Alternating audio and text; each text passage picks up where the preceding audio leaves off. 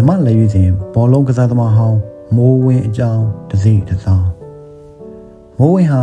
1985ခုနှစ်မတ်လ30ရက်နေ့မှာမွေးဖွားခဲ့ပြီးမွန်ပြည်နယ်ကြိုင်မြောဇာတိဖြစ်ပါတယ်။အဖကင်လူမျိုးအမိဗမာလူမျိုးတို့မှမွေးဖွားခဲ့ပြီးမွေးချင်းမောင်နှမ3ယောက်ရှိပါတယ်။မိုးဝင်းသည်တားလက်အုပ်ဖြစ်ပြီးအမ1ယောက်ညီ1ယောက်ရှိပါတယ်။မိုးဝင်းဟာဘောလုံးကစားခြင်းကိုငယ်ရွယ်စဉ်ကတည်းကတစိုက်မမတ်ကြိုးစားခဲ့သူဖြစ်ပြီးအသက်6နှစ်အရွယ်မှာမိသားစုနဲ့တူမော်လမြိုင်မြို့သို့ပြောင်းရွှေ့နေထိုင်ခဲ့ပါတယ်။မွန်ပြည်နယ်ကိုသားပြု73နှစ်အောက်တိုင်းနယ်ပြည်နယ်လက်ရွေးစင်ကစားသမားဖြစ်မှာ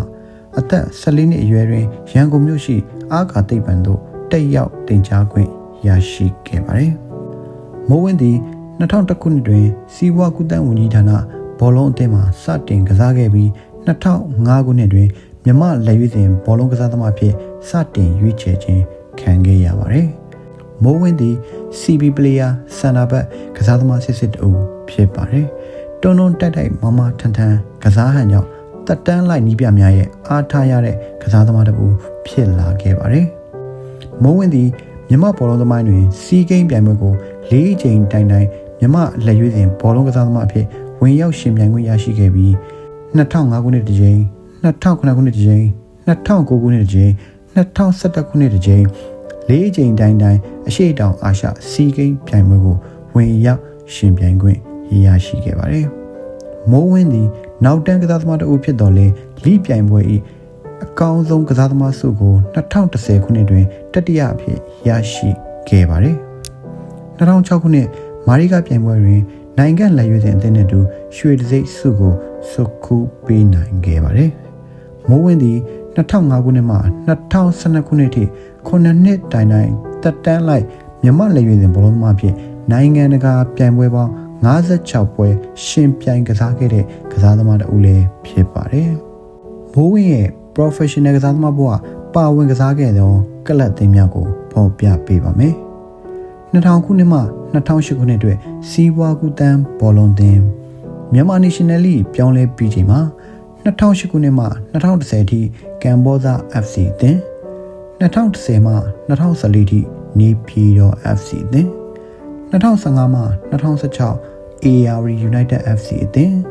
2019 2018မှာနေပြည်တော် United FC အသင်းတို့တကြော့ပြန်လည်ရောက်ရှိခဲ့ပါတယ်2018မှာတော့စကိုင်း United အသင်းနဲ့အတူ2019ရာသီကုန်တွင်အသက်35နှစ်အရွယ်မှာ professional ကစားသမားဘဝကိုအပီးတိုင်အနားယူခဲ့ပါတယ်။မိုးဝင်းသည်စီးပွားကူးသန်းသင်းမှစတင်က professional ကလပ်ကစားသမားဘဝပြိုင်ပွဲစုံပြိုင်ပွဲပေါင်း286ပွဲရှင်ပြိုင်ကစားခဲ့သောကစားသမားတဦးဖြစ်ပါတယ်။နိုင်ငံလက်ရွေးစင်ပြိုင်ပွဲစုံမှာအောင်မြင်မှုရရှိခဲ့တဲ့ကစားသမားတဦးဖြစ်ပါတယ်။ရွှေတံဆိပ်ဆု6ဆုငွေတံဆိပ်ဆု5ဆု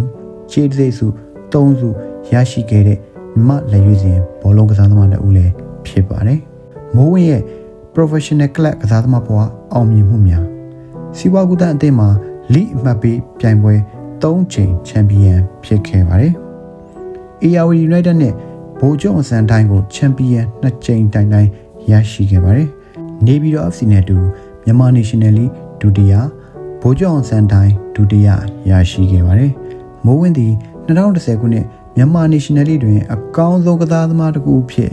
တတိယရရှိခဲ့သောနောက်တန်းကစားသမားတစ်ဦးဖြစ်ပါတယ်။နောက်တန်းကစားသမားတစ်ဦးအနေနဲ့လိပြိုင်ပွဲတစ်လျှောက်အကောင်းဆုံးကစားသမားအစည်းအဝေးဝင်ဖို့ဆိုတာလွယ်တဲ့ကိစ္စတော့မဟုတ်ပါဘူး။မိုးဝင်းသည်ကစားသမားဘဝအနားယူပြီးနောက်6နှစ်ခန့်အကြာ2025တွင်